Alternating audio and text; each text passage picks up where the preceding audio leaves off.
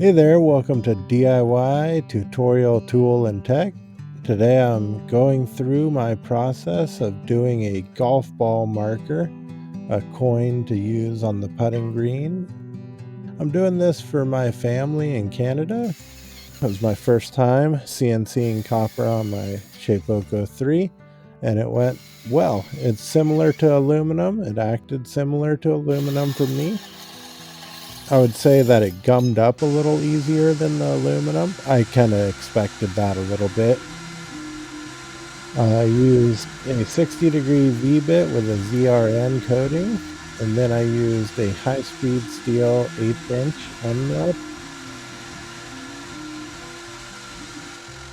The design I was looking for, which was a shield with two golf clubs that could easily be mistaken for hockey sticks, and the Canadian maple leaf, and then flipping the project over, matching up those holes, and then CNCing a four-leaf clover style design with the initial of each of my components.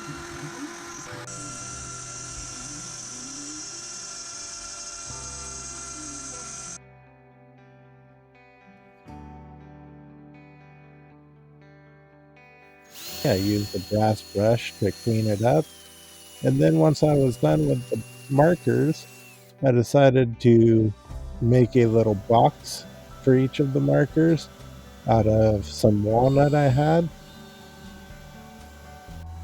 And so I CNC'd some boxes that I then finished with this concoction of beeswax and olive oil that I melt down and mix together to make a kind of paste that then soaks into the wood really nicely and is not something I have to be scared of touching.